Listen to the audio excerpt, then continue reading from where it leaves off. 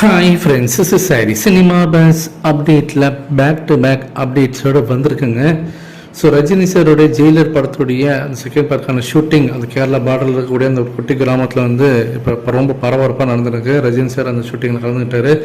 இந்த ஷூட்டிங் ஸ்பாட்டில் ரஜினி சார் உள்ளே வரும்போதும் சரி, ஷூட்டிங் ஸ்பாட் விட்டு வெளியில் போகும்போதும் சரி, அவர் தங்கியிருக்கக்கூடிய அந்த ரெசார்ட்டுக்கு போகும்போதும் சரி, மக்கள் எல்லாம் பயங்கரமாக கூடி இருந்தது நம்மளால் பார்க்க முடிஞ்சது. லாஸ்ட்டு 2-3 நாட்களாகவே அந்த வீடியோக்கள் தான் ஆன்லைன் சோஷியல் மீடியாவில் ரொம்ப வைரலாக இருந்தது. கோலிவுட் வட்டாரத்தில் இதை பற்றி தான் எல்லாருமே பேச ஆரம்பித்தாங்க.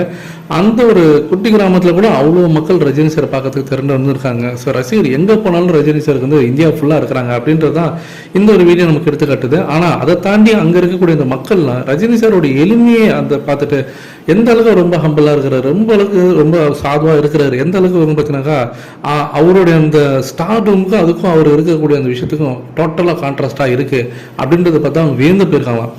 அதாவது ஒரு சின்ன எக்ஸாம்பிள் சொல்கிறேன். ஜெயிலில் செகண்ட் பார்ட் ஷூட்டிங் நடக்குது. ஒரு ஓப்பன் ஸ்பேஸில் தான் ஷூட்டிங் நடத்துகிறாங்க. ரஜினி சார் அவருடைய காட்சிகளை ஷூட் பண்ணி முடிச்ச கையோட அவர் போயிட்டு பக்கத்தில் கொஞ்சம் தள்ளி இருக்கக்கூடிய ஒரு பக்கத்தில் கீழே போயிட்டு பார்த்தீங்கன்னா ஒரு பாய் மீறி போட்டுட்டு அழகாக உட்காந்துட்டாராம்.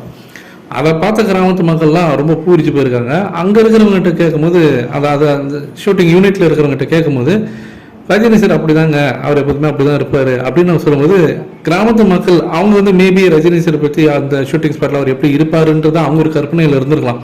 ஒரு பெரிய ஸ்டார்னா அப்படியே ஒரு சேரை போட்டுக்கிட்டு அப்படியே ஒரு கேரவனில் போயிட்டு அப்படியே பந்தா பண்ணிக்கிட்டு ஒரு கொடையெல்லாம் பிடிச்சிட்டு அப்படியே வருவாங்க அப்படின்ற மாரி தான் அவங்க நினச்சிருந்துருக்கலாம். ஆனால் ரஜினி சாரோடைய அந்த எளிமைத்தனத்தை அதை பார்த்துட்டு ஒரு சாதாரண ஒரு மரத்துக்கடியில் அப்படியே சாதாரணமாக உட்காந்துட்டு அவர் பண்ணுறதெல்லாம் பார்க்கும்போது சாப்பாடு கூட அங்கே உட்காந்து அவர் சாப்பிட்டதாக சொல்கிறாங்க. அதெல்லாம் அவங்க பார்க்கும்போது அவங்களுக்கு அப்படியே ஒரு வியந்து அவங்க பார்த்துருக்காங்க. அதுதான் இன்றைக்கும் பார்த்தீங்கன்னா ரஜினி சார் அவ்வளோ பெரிய சூப்பர் ஸ்டாராக இருக்கிறாருன்றது அவருடைய அந்த கேரக்டரை வச்சு தான் இருக்கோ தவிர அவர் படம் வந்து 100 கோடி அடிச்சது பாக்ஸ் ஆஃபீஸில் ரெக்கார்டு வச்சாருன்றதை தாண்டி அவரோட கேரக்டர் எங்கே போனாலும் அவ்வளோ எளிமையாக இருப்பார் அந்த மனுஷன் அப்படின்றது தான் நமக்கு வந்து அவர்கிட்ட பிடிச்ச ஒன் ஆஃப் த ரீசன்ஸ் அப்படின்னு சொல்லலாம். அதை அந்த மக்கள் பார்த்து ரொம்ப பூரிச்சு போய் அவங்க ரொம்ப வியந்து பார்த்துருக்கதா சொல்லிருக்காங்க. அதே போல் அந்த ரெசார்ட்டுக்கு போகும்போது அந்த ரெசார்ட்லேயும் பார்த்தீங்கன்னா ரஜினி சார்கிட்ட ஒரு ஃபோட்டோ எடுத்துட முடியாதா, அவரை பார்த்துட முடியாதான்னு சொல்லிட்டு அங்கே இருக்கக்கூடிய இந்த மேனேஜர், அங்கே ஒர்க் பண்ணுறக்கூடிய ஸ்டாஃப் கிட்டலாம் கெஞ்சி கூத்தாடிலாம் போயிட்டு ஒரு சில ரசிகர்லாம் போய் பார்த்துட்டே வந்திருக்காங்க, ஃபோட்டோஸ் எடுத்துருக்காங்க. அதுவும் குறிப்பாக நேற்றுலேருந்து ஒரு ஃபோட்டோ ரொம்ப வைரலாக பண்ணுங்க. ஒரு கை குழந்த மாரி ஒரு குட்டி பாப்பா கையில் வச்சுட்டு ரஜினி சார் உட்காந்து கூட இந்த புகைப்படம் இதெல்லாம் பார்த்தீங்கன்னாக்கா ரஜினி சாரோட ஃபேன்ஸுக்கு அவ்வளோ வந்து ஒரு எப்படி சொல்கிறது, அப்படியே ஒரு தெய்வத்தை பார்த்த ஒரு எஃபெக்ட் தான் இருக்கும் அப்படின்னு நான் சொல்லுவேன். இதை பற்றி உங்களுடைய கருத்துக்கள் என்ன அப்படின்றது கீழே சொல்லுங்கள் ஃப்ரெண்ட்ஸ்.